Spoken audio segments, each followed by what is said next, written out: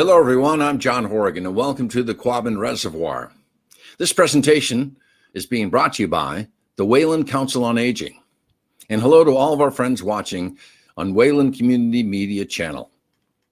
Now, the views and opinions expressed on WayCam Public Media are those of the author and do not necessarily reflect the official policy or position of the Wayland Council on Aging or Wayland Community Access and Media.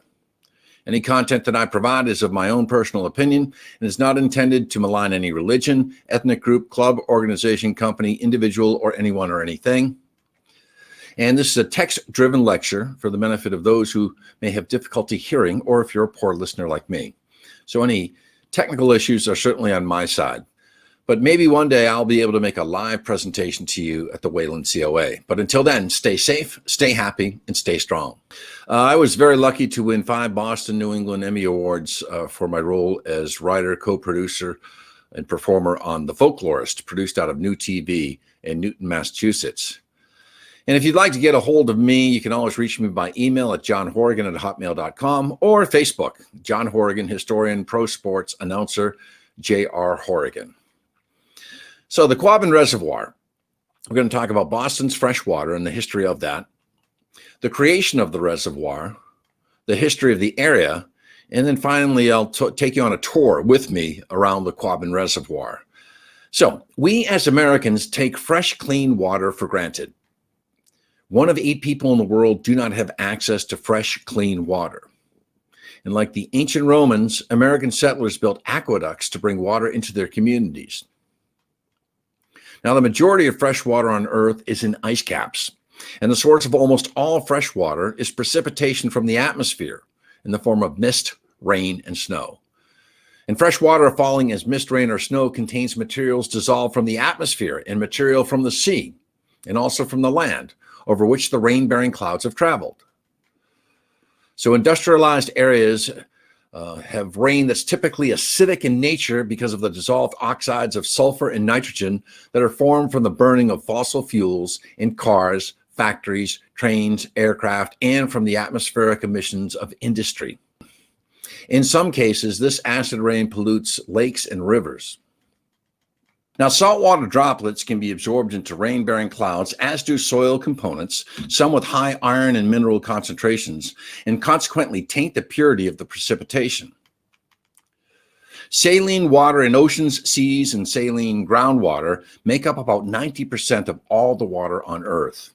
And only 2.5 to 2.75% is fresh water, including 1.75 to 2% that's frozen in glaciers, ice, and snow, and 0.5 to 0.75% as fresh groundwater and soil moisture, and less than 0.01% of it as surface water in lakes, swamps, and rivers. Now, freshwater lakes contain about 87% of this fresh surface water, including 29% in the African Great Lakes, 22% in Lake Baikal in Russia, and 21% in the North American Great Lakes, including Lake Champlain, and 14% in other lakes. And the atmosphere contains 0.04% water. Because they were critically short of fresh drinking water and beer, Master Christopher Jones decided to put the Mayflower into Provincetown Harbor on November 11th, 1620. They had sighted land 2 days before. And on November 16th, 1620, once they were ashore, around 10 a.m., the Pilgrims came into a valley and they saw their first deer. They also found a spring of fresh water, and this was the first fresh water they had found in New England. And this stone here marks Pilgrim Spring, found November 16th, Anno Domini 1620 by an exploring party sent by the first body politic. About 10 o'clock, we came into a deep valley full of brush, woodgale, and long grass, through which we found little paths or tracks, and there we saw a deer and found springs of fresh water, of which we were heartily glad, and sat us down and drunk our first New England water with as much delight as ever we drink in all our lives. They were thirsty. And today, the area is known as Pilgrim Spring Trail and Pilgrim Heights in North Truro, Massachusetts. Now, folks, in this presentation, you'll see background photographs of the Quabbin Reservoir. But on the right there, this is known as Town Brook. And when the Pilgrims first made landfall at the tip of Cape Cod, again, they were reluctant to settle there due to the lack of fresh water. So they sailed across to the mainland and observed what one person described as a very sweet brook fed by cool springs of as good water as can be drunk. And at the brook's mouth was a salt marsh where the colonists could anchor their boats, so the Pilgrims built their houses near the freshwater supply. And Town Brook is fed by the Billington Sea, and it's the reason why the Pilgrims chose Patuxet, now we know as Plymouth, as their settlement site. So the question is, what if they didn't find this fresh water? Would they continue up the coast towards Boston? Would they continue down the coast towards Connecticut and New York? So the Mass Bay Colony got its start on June 14, 1630, when the Arbella came to anchor in Salem Harbor after a long, stormy 9-week voyage from England. Now, she was the flagship for a fleet of 11 ships full of Puritans escaping King Charles I's repression of religious thought. And the fleet carried about 1,000, it depends on who you talk to, 700 to 1,100 settlers, the first of the Great Migration that took place from 1630 to 1642, during which thousands of English families immigrated to Massachusetts. Now, the Puritans planned the expedition well, bringing along plenty of provisions and diverse skilled laborers to ensure the colony's survival. And the leaders had wealth, which enabled them to obtain a royal charter, permission. And chief among the Arbella passengers was 41-year-old John Winthrop. He was a wealthy Puritan lawyer who led the immigrants. And they would create new homes in a new colony to do more service to the Lord. And he's quoted as saying, "We shall be as a city upon a hill. The eyes of all people are upon us." Importantly, the Arbella carried the charter of the Massachusetts Bay Company, which was known as the Cambridge Agreement. And the other Puritan leaders, such as Sir Richard Saltonstall, who would later settle in Watertown, were scattered among the other ships in the fleet. So they arrived in Salem, which was known in Native American terms as Nomkeeg, but there was a lack of food and it pleased them not. So they proceeded to Charlestown, just across the river from the Shawmut Peninsula. However, Charlestown pleased them less because they didn't have any fresh water. So this is from the Next Phase blog, March 2017, Aline Kaplan. When the Puritans sailed into Boston Harbor in 1630 under the leadership of John Winthrop, they set foot first in what is now Charlestown. Now, Charlestown was laid out in 1629 by engineer Thomas Graves, one of its earliest settlers in the reign of Charles I of England, and it was originally a separate town and the first capital of the Massachusetts Bay Colony. But this area had only brackish water, however, which made it unsuitable for building a town. So originally a Puritan English city during the colonial era, Charlestown proper was founded in 1628 and settled on July 4th, 1629 by Thomas Graves, Increase Noel, Simon Hoyt, the Reverend Francis Bright, Ralph, Richard, and William Sprague, and about 100 others who preceded the Great Migration. And John Winthrop's company stopped here for some time in 1630 before deciding to settle across the river at Boston.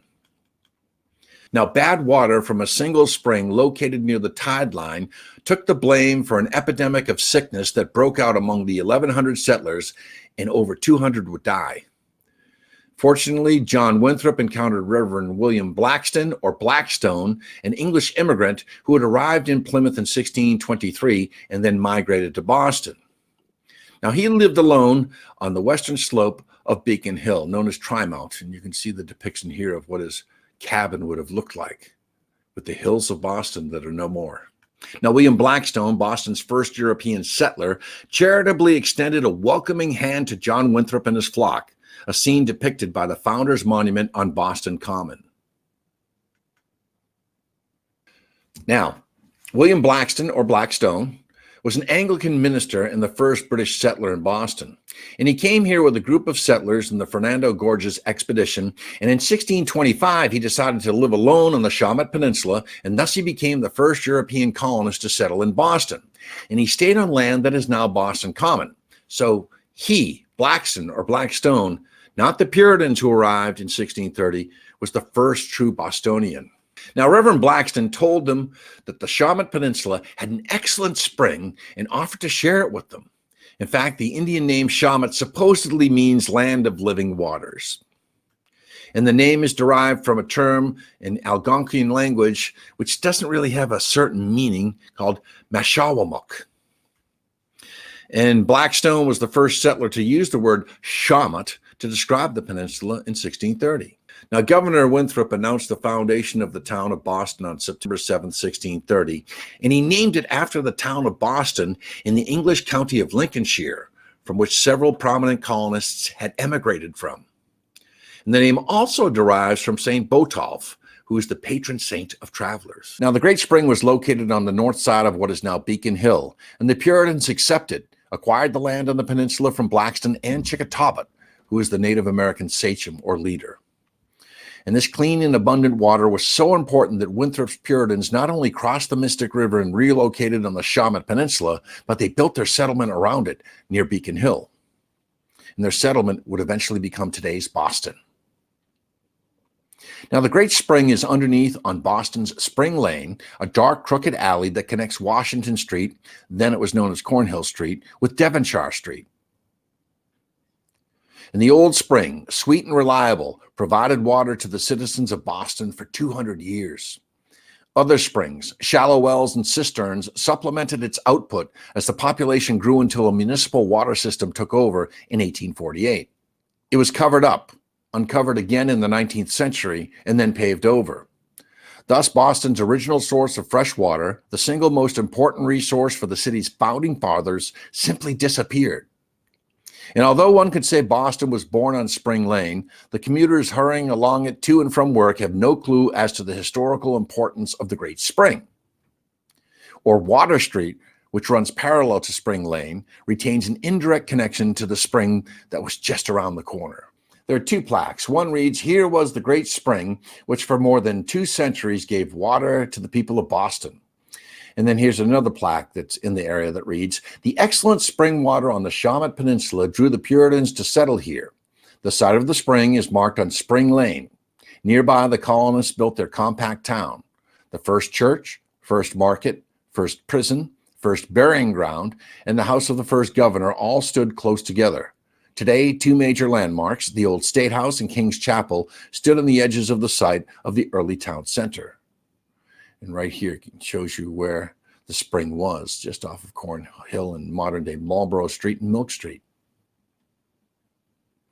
Now, while the Great Spring was a plentiful source for a small community, it became overburdened with colonial expansion and growth. This led to residents in today's Faneuil Hall to form the first waterworks system in 1652, which consisted of wooden pipes and a reservoir for drinking, and putting out fires that often occurred from houses built mainly of wood. For more than a century afterwards, city residents built wells and cisterns throughout Boston, but they were unable to fix the poor availability and the quality of the water. You can just see here when they had wells. That's the Paul Revere House, rebuilt in 1676, and I'll tell you why. So by 1673, Boston's population had swelled to 18,000, and they were running out of fresh water as the demand from the Great Spring and other shallow wells caused the city to begin to look elsewhere for freshwater sources. And also, fire was a constant threat. There were great fires in Boston in 1676, which took the original Paul Revere House and was rebuilt to this one here today. And also the Great Fire of Faneuil Hall of 1760, the flames and glow that were seen from as far away as Dedham. That's a depiction of the Great Fire of 1676 and of the Great Fire of 1760, a woodcut. So, with Boston's population now over 20,000, the Aqueduct Corporation was formed, and in 1796, they began bringing water from nearby Jamaica Pond using wooden logs for an aqueduct all the way to Boston. Now, the pond was located at the top of a hill, so the system relied on gravity to deliver the water to lower areas. And because of this, Beacon Hill and the North End were not served with fresh water. Now, Jamaica Pond is a natural kettle depression formed by glacial action. The pond itself covers about 68 acres and has an average depth of 25 feet, and is 53 feet deep near the center. And it was part of the Emerald Necklace of Parks in Boston, designed by Frederick Law Olmsted in 1892.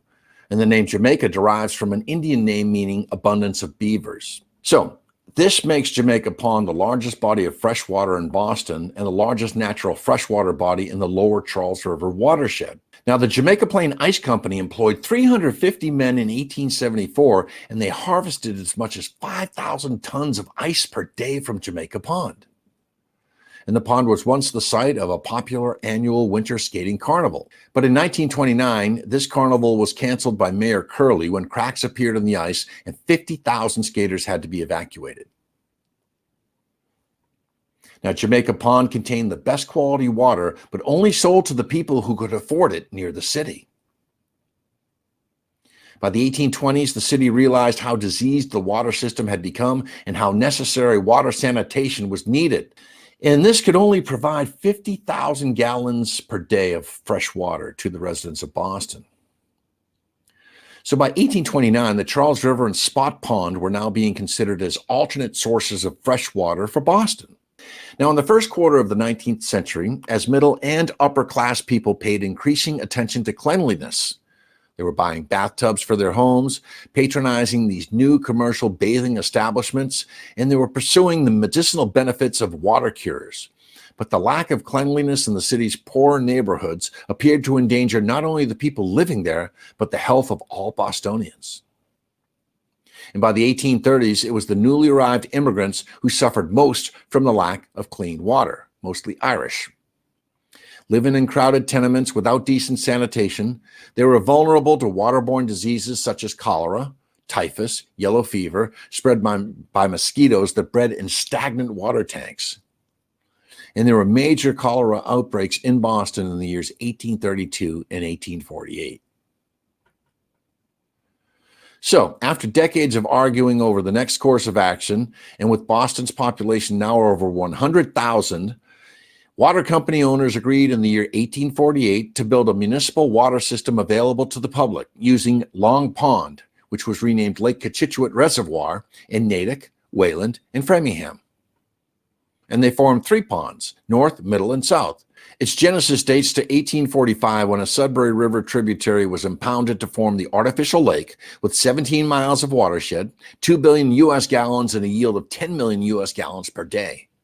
It became the cornerstone of Boston's public water system with a catchment area of 17 square miles and a maximum length of 3.76 miles covering 625 acres. And the 62-foot Cochituate Dam was built in 1890, replacing 2 earlier wooden dams dating back to the 1846 construction of the original Cochituate Aqueduct. So construction of a 14.5-mile aqueduct costed $4 million, and it involved metal and cast iron pipes as more reservoirs were being created to serve everyone, including poorer parts of the city and surrounding areas. And the Cochituate Aqueduct brought water to Boston from 1848 all the way up through 1951, and it formed a key link in Boston's first major water supply system. And the project employed about 3,000 men as engineers, bricklayers, iron casters, and unskilled laborers.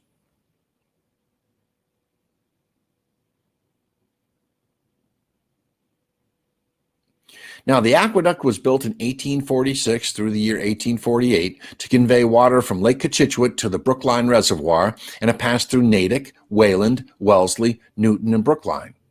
From there, pipelines ran to small distribution reservoirs throughout Boston, including Beacon Hill Reservoir atop Beacon Hill. Here's the Cochituate Aqueduct, and it terminates in Brookline. Showing you some pictures during its construction. Notice there are African-American laborers there.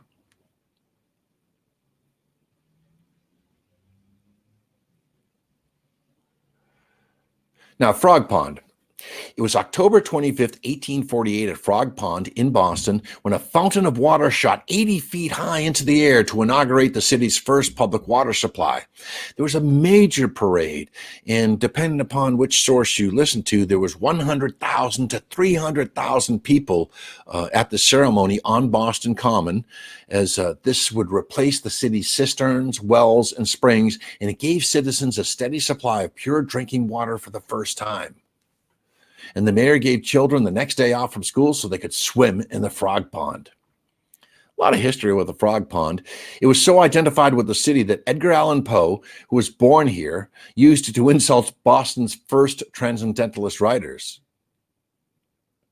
He found their work to be didactic and moralizing, employing obscurity for obscurity's sake. And he likened writers like Henry Wadsworth Longfellow and James Russell Lowell to the croaking of frogs, and he labeled them frog pondians. Oh, that hurts.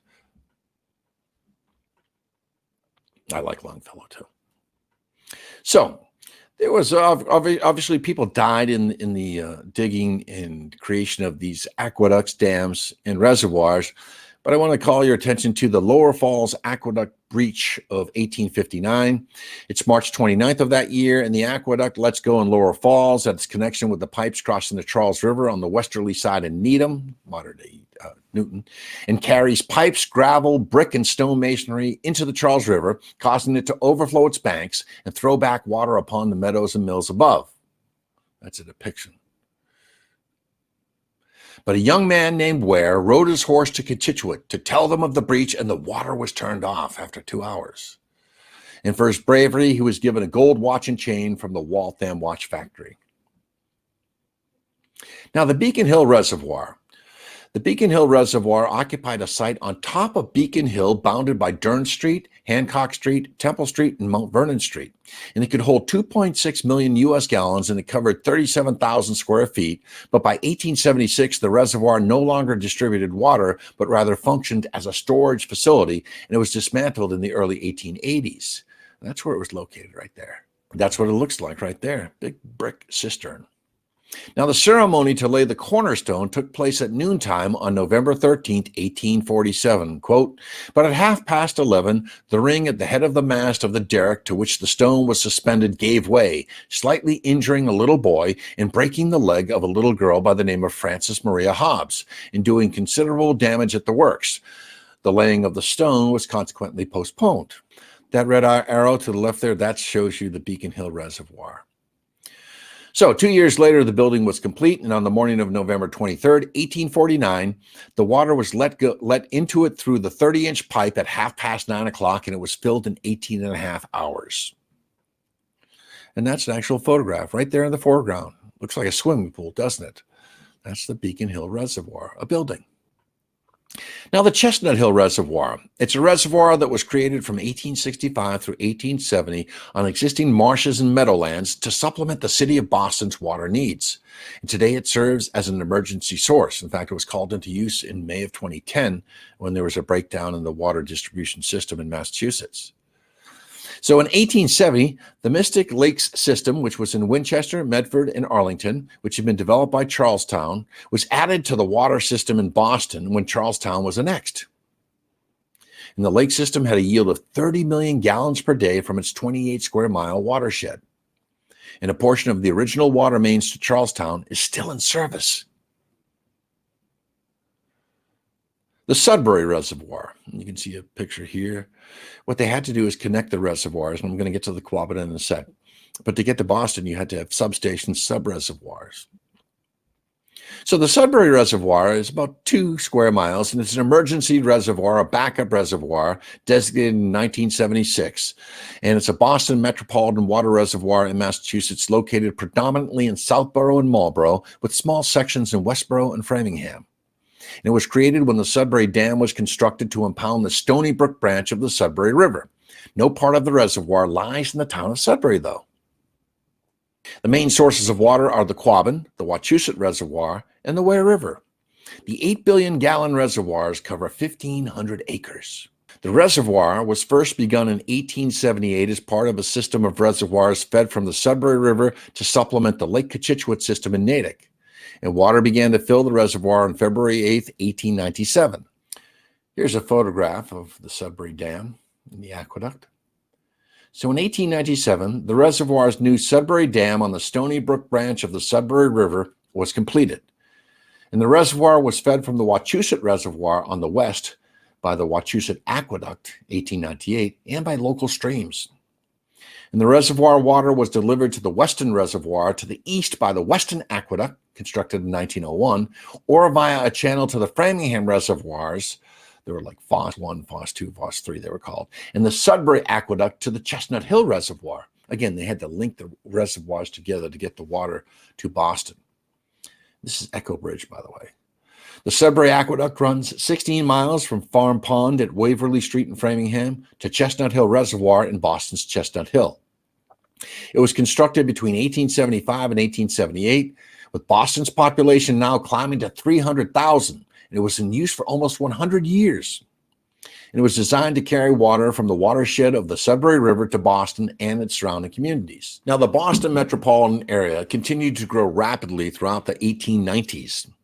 Indoor plumbing became commonplace, and planners had not foreseen this development, and their supply had become inadequate. So work began on the Wachusett Reservoir in 1897. It was completed in 1905, 7 miles long, a mile wide, with 65 billion gallons.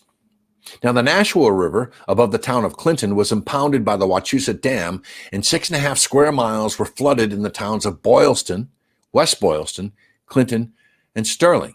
And its water was conveyed by the Wachusett Weston Aqueduct to Weston Reservoir, and then by pipeline to the Chestnut Hill and Spot Pond reservoirs. So we're going to be talking about the 4 towns that were absorbed by the Quabbin Reservoir, but people forget that the Wachusett Reservoir took land from the towns of Boylston, West Boylston, Clinton, and Sterling as well. Beautiful photograph. There it is right there. So at that time, though, the Wachusett Reservoir was the largest public water supply reservoir in the world.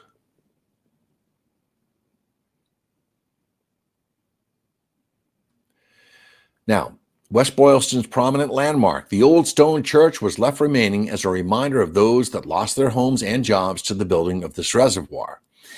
And today, it's one of the most iconic areas for photographs in the area.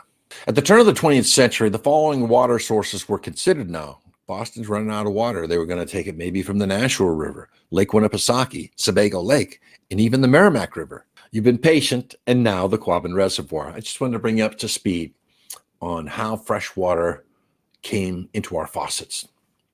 So the Quabbin, give you some stats here. Maximum length of 18 miles with a surface area of 38.6 square miles, an average depth of 51 feet. Maximum depth of 150 feet with a water volume of 412 billion gallons. Now, when they made this reservoir, they predicted that it would become obsolete and run dry by this year, 2020. Hasn't happened, although the Quabbin is running very, very low. It's well below capacity. So the shore length is 181 miles with a surface elevation of 522 feet, touching the communities of Belchertown, Petersham, Hardwick, Ware, New Salem, Shutesbury, and Pelham. And the Quabbin Reservoir is the largest inland body of water in Massachusetts, built between 1930 and 1939. So today, along with the Wachusett Reservoir, it is the primary water supply for Boston, some 65 miles to the east, as well as 40 other communities in greater Boston. It also supplies water to 3 towns west of the reservoir and acts as a backup supply for 3 others. So today, it supplies water for approximately 2.8 million people. And the Quabbin Reservoir water flows to the Wachusett Reservoir using the Quabbin Aqueduct.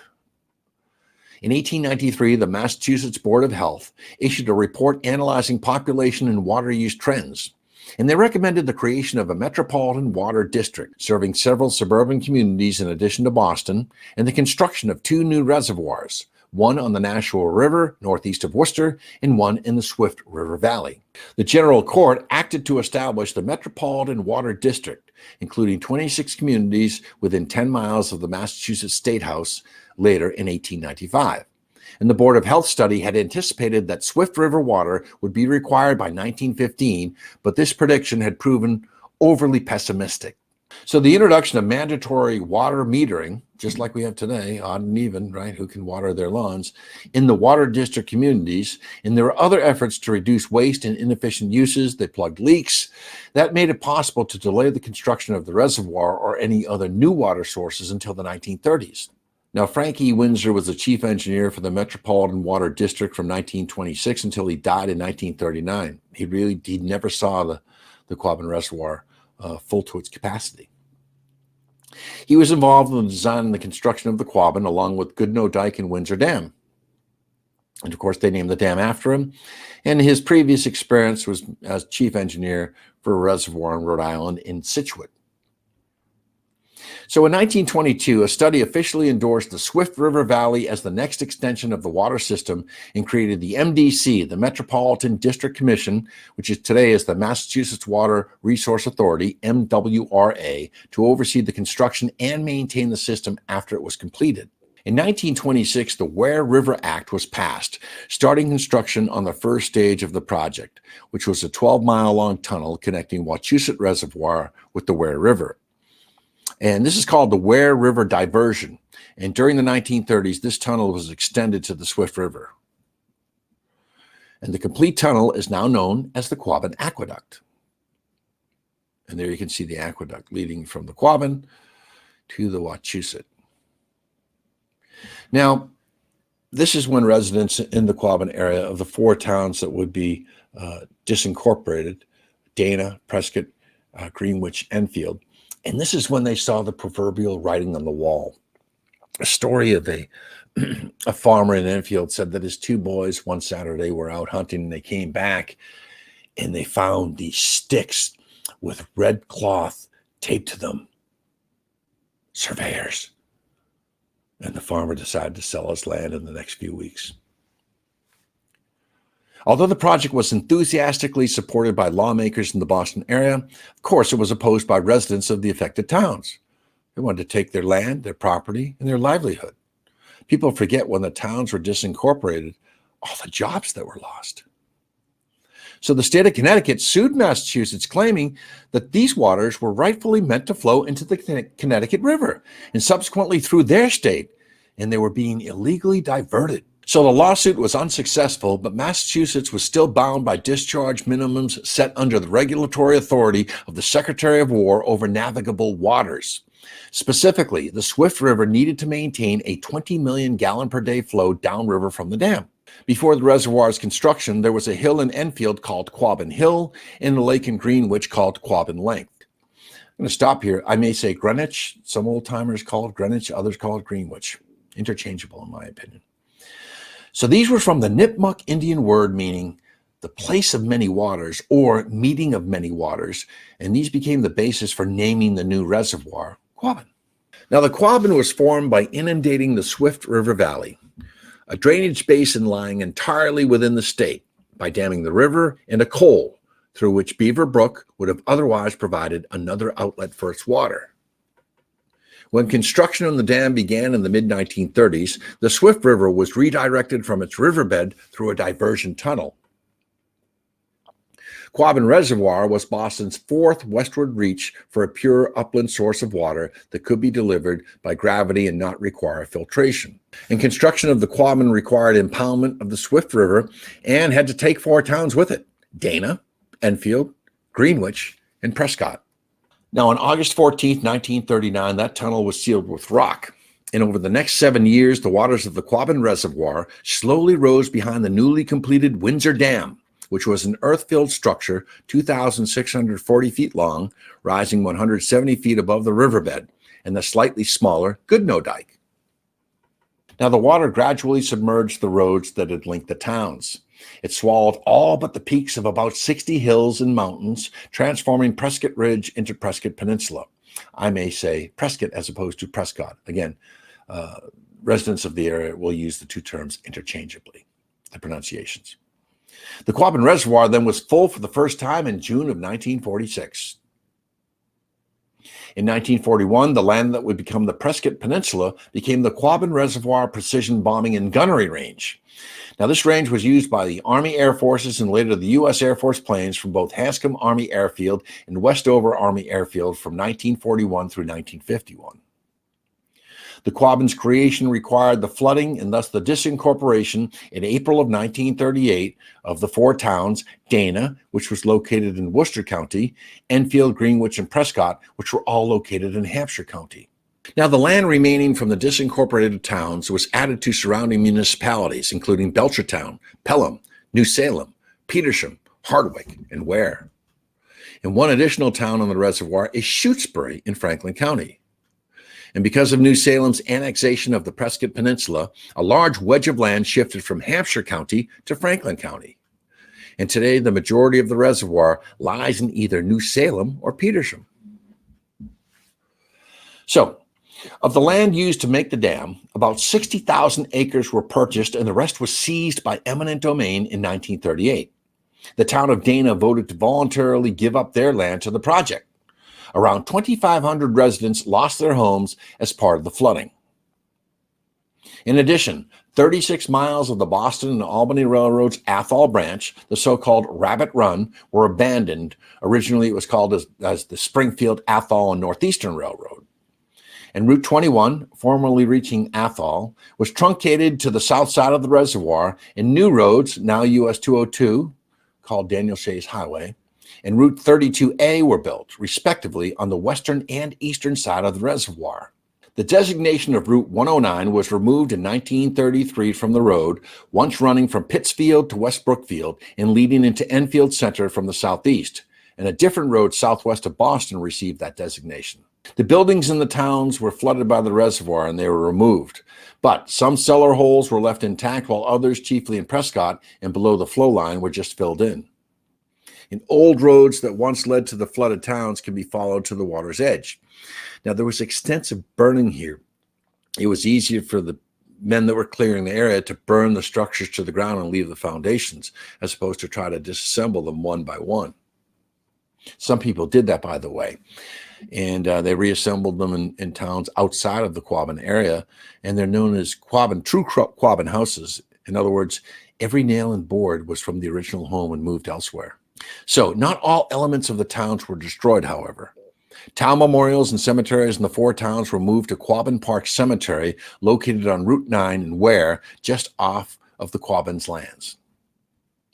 Many other public buildings were moved intact to other locations. For example, the Prescott First Congregational Church was moved to South Hadley, and today it's a museum.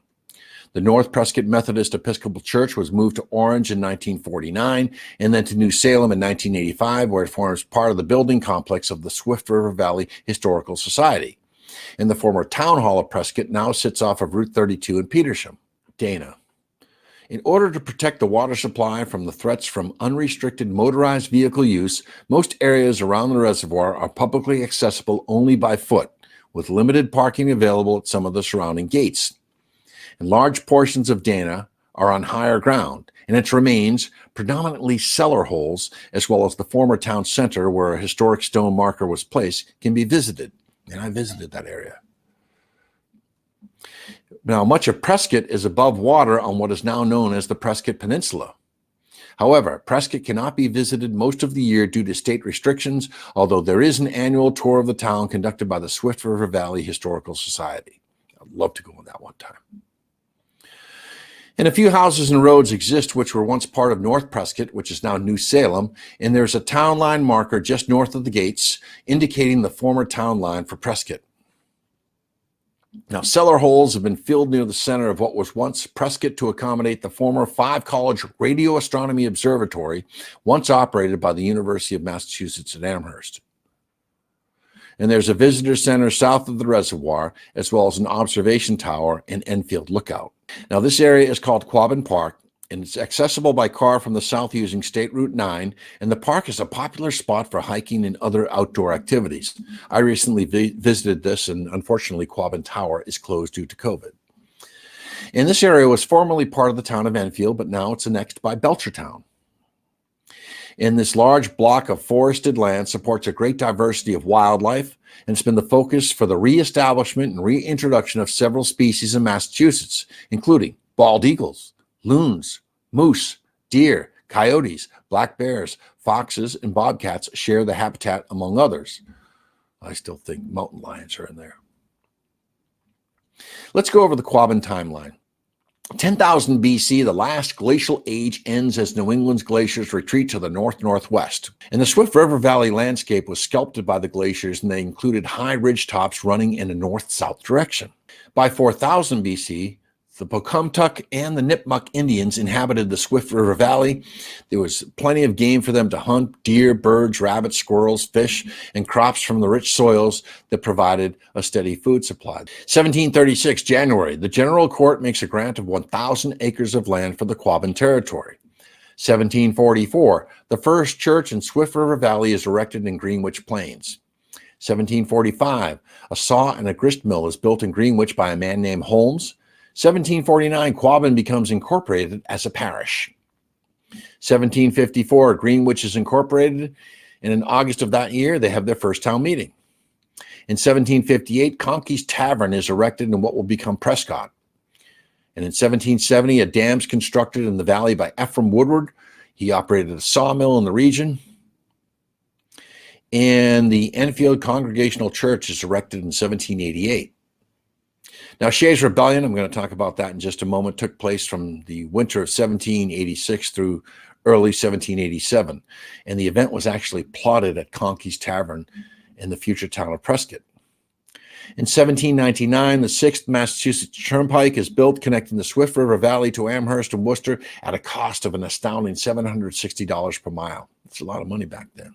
1801, Dana is incorporated, and they hold their first town meeting. The Greenwich Post Office opens in 1810. In 1812, a dam at Smith Station in the Enfield Upper Village is built, and a cotton mill using dam's water power is built the following year. And also in 1812, a sawmill is erected in North Dana on the site of the future Crawford and Tyler Mills. 1816, Enfield's incorporated from sections of Greenwich and Belchertown, and they have their first town meeting, and the town budget for that year is $1,666.67.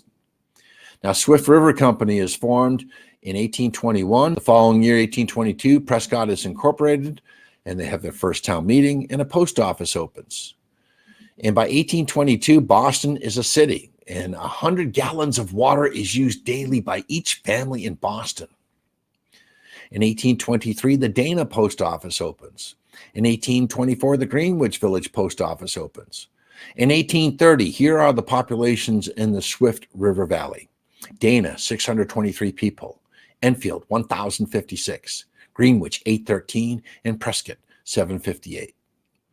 And in 1832, the Swift River Hotel is erected in Enfield. In 1835, the Flag Tavern, later called the Eagle Hotel, is built in Dana. 1837, Greenwich palm leaf hat industry makes 30,000 hats valued at $4,375. In 1842, Dana adds parts of Hardwick and Petersham to its town boundaries. 1845, North Prescott Post Office opens. 1852, they start mining soapstone in the northern section of Dana. I got to climb Soapstone Mountain and see those mines. 1873, Athol and Enfield Railroad is completed, linking the Swift River Valley towns with Athol and Springfield. And it's called the Rabbit Run. It'll have 20 stops along its 47 miles, but I'll tell you, there are more stops. Residents said if they wanted to get off at any point or get picked up at any point on the Rabbit Run, the train would stop. Some girls wanted to pick flowers for their teachers. The man stopped the train, the conductor. They went off, picked the flowers. He waited for them. They got back on. Now, the first survey of the Swift River is conducted to establish points, triangulation, and stations and elevations in 1895. The reservoir is coming. At that point, Boston's population exceeds 500,000, and the entire metropolitan suburban area of Boston exceeds 1 million.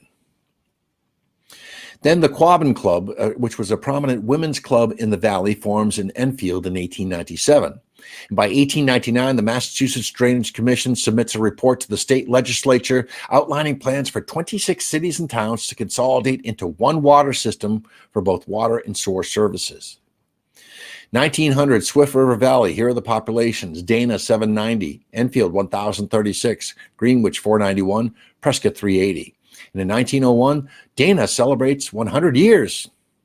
In 1904, Greenwich celebrates 150 years. Enfield celebrates its centennial in 1916.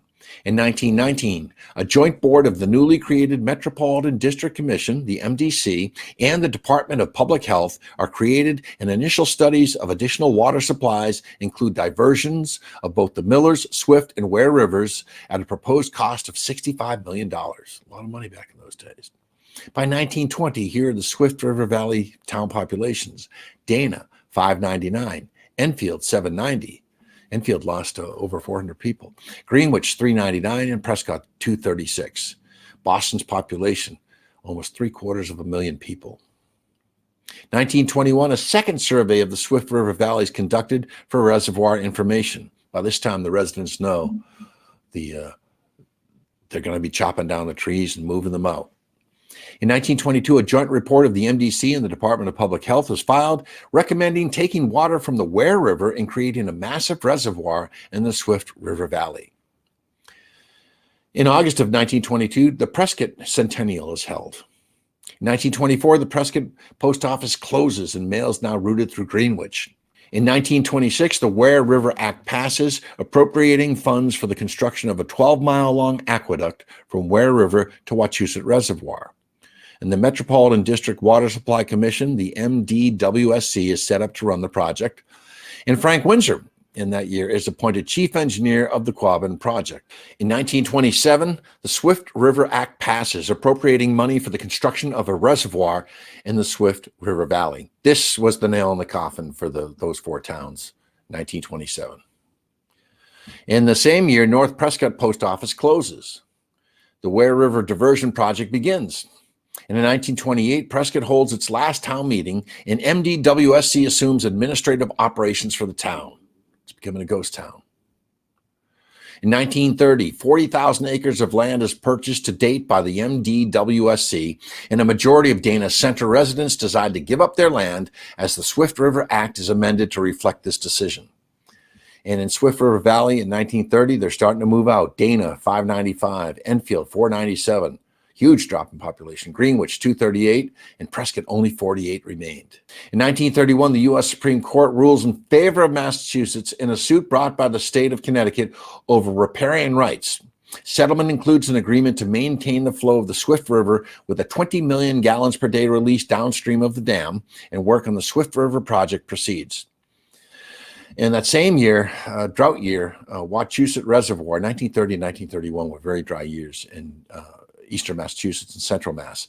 And the reservoir dropped nearly 20%. They lost 46.5 feet of water.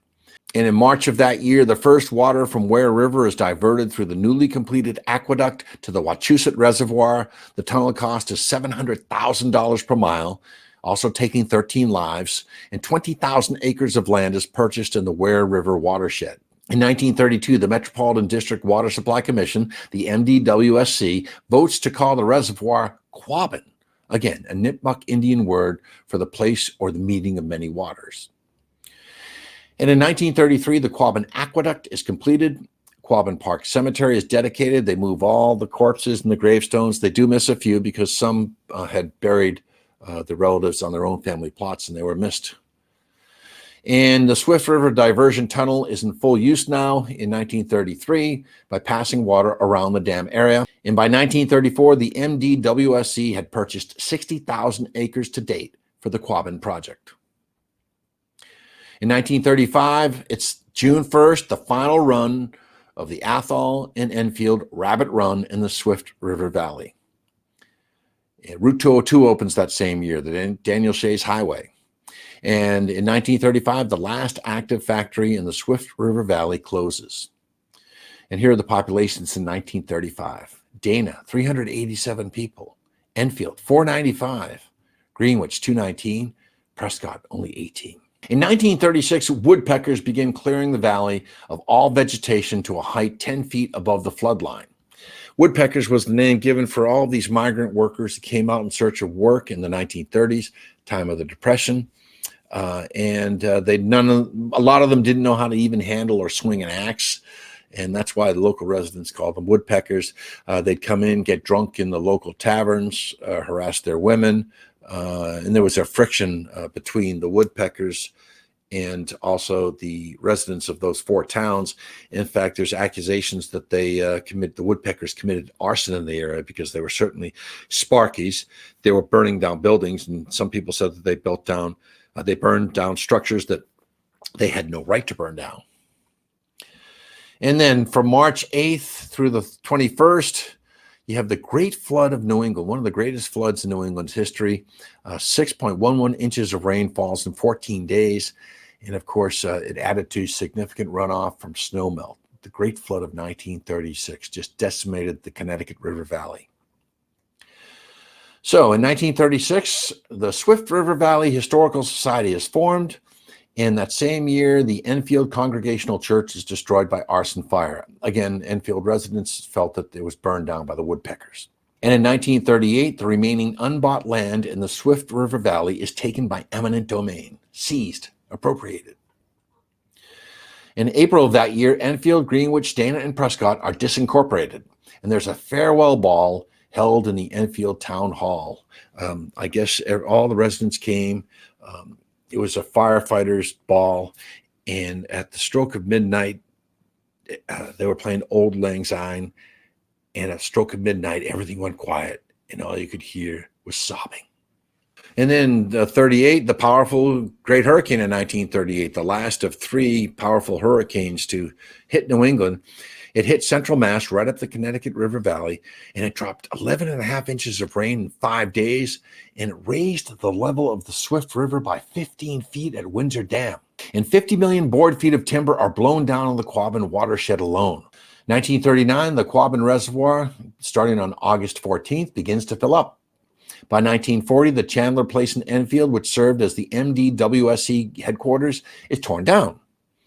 And the same year, the first diversion of Ware River is put into the Quabbin. 1941, the Prescott Peninsula is closed to the public and used for bombing practice by the Army Air Corps. In September of that year, the first water from the Quabbin Reservoir is sent through the Quabbin Aqueduct to the Wachusett Reservoir. Success. And the Quabbin Tower, the observation tower, is completed. And in 1945, the dam and the dike area are open to the public.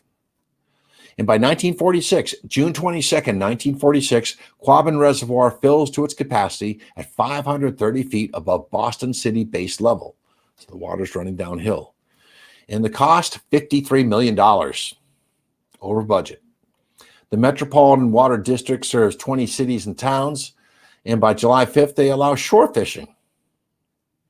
1967, the Quabbin falls 34.3 feet below capacity. It's only 45% full due to a severe drought. Again, 67, hot year. Some of you may remember it, but a dry year, very dry. In 1969, they build a radio astronomy telescope at Quabbin. In 1976, the Quabbin Reservoir reaches capacity again for the first time since 1961. And in 1980, water demands in the MDC system, which serves 44 communities, reaches 343 million gallons a day of fresh water. And then in 1982, July 29th, the first release of bald eagles at Quabbin. 1984, the Quabbin reaches its highest elevation ever, 531.8 feet above Boston City base level. It's at 103% of its capacity. Again, and let's just take a look at these maps. So you can see the light blue there. That's the Quabbin Reservoir today. But in the upper northeast, Dana was taken. To the northwest, Prescott. Greenwich, which basically is totally underwater. And then Enfield to the southwest. And that ball that I told you about, April 27th, 1938, that's the farewell ball flyer. This is in the Swift River Valley Historical Society Museum. Okay, now let's look at some pictures taken from the 1930s and earlier of the four communities that were absorbed by the Quabbin. First, Enfield.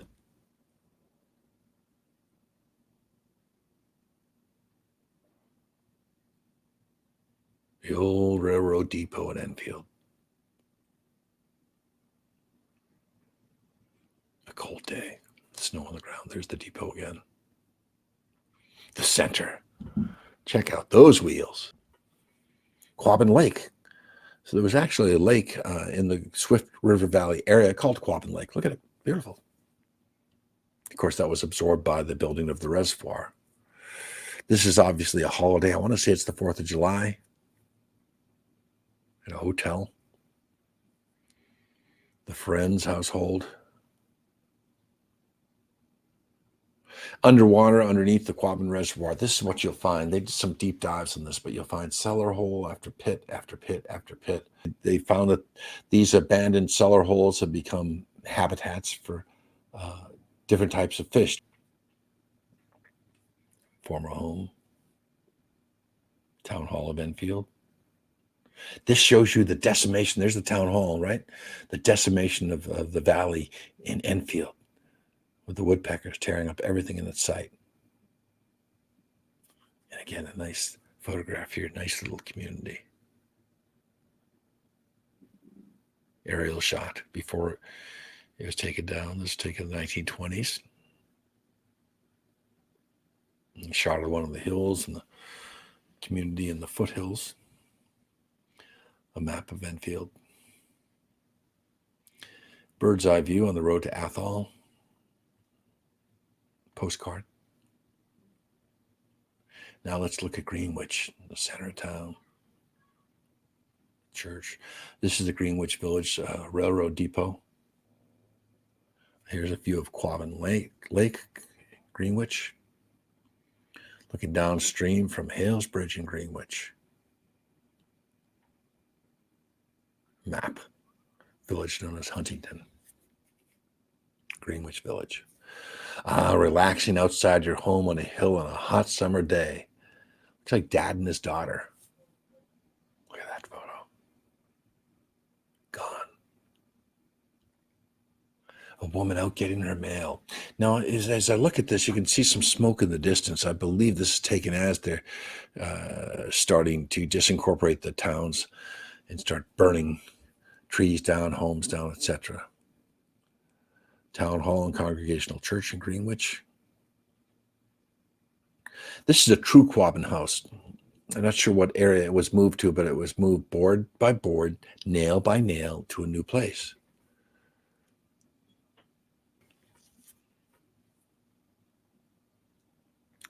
And here's a car towing a home. That's how they move some of these homes out of the valley. Now you can see the destruction of Greenwich starting to take place. Prescott. Old Prescott Town Hall moved to another area. The First Congregational Church also moved to another area. So you can see these today. Before, this is after and before. They took a deck off of the steeple. A family outside of their house.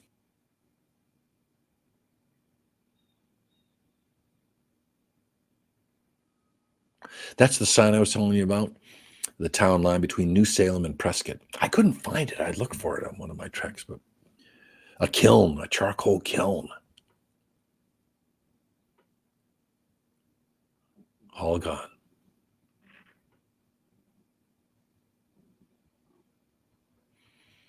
Love this photo.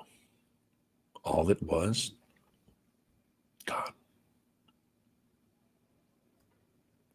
Map of Prescott, and of course it was North Prescott. And of course it was named after Colonel William Prescott, who fought at the Battle of Bunker Hill. Dana. This is the Swift River Hat Company. Today, if you were to visit Dana, and you can do this, you can walk down to Dana Common. They maintain it. It's so nice. There's tablets and photographs of what it used to look like. There's the Wabbit One. Again, the Rabbit Run. This is what it looked like. Downtown Dana. Beautiful homes and administrative buildings. Look at the stonework there of this huge foundation. That's what Dana Common looks like today. Again, town of Dana as it looked in 1857. They even had a scenic inn. Foundation of an old home. I love this. This is the post office in North Dana. I walked right by the area where that sat.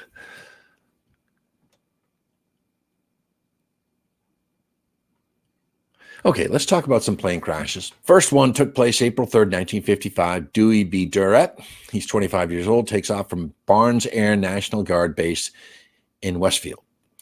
And he's on a navigational training flight, and he's piloting an F-94A Starfire. And about 2:15 p.m., being unsure of his position, and he was very low on fuel, he bails out. His F-94 crashes into a wooden area on reservoir land within the town limits of Petersham. Here's some photographs. That debris is still there. Then on February 28, 1957, two F-86D Sabre jets, pictured on the right, out of Westover Air Force Base on a routine training flight. They collide in midair over the Quabbin Reservoir. And then this August 25th, 1983, a small airplane with a pilot and 3 passengers crashes and flips over into the Quabbin Reservoir. They escape without injuries. I want to thank you so much for everything, for watching this. But the best quote that I have from a woman who lived in the area as a child, she says, "Boston may have their water, but we have our memories." I'm John Horrigan on behalf of the Wayland Council on Aging. Thank you so much for watching the Quabbin Reservoir. Take care.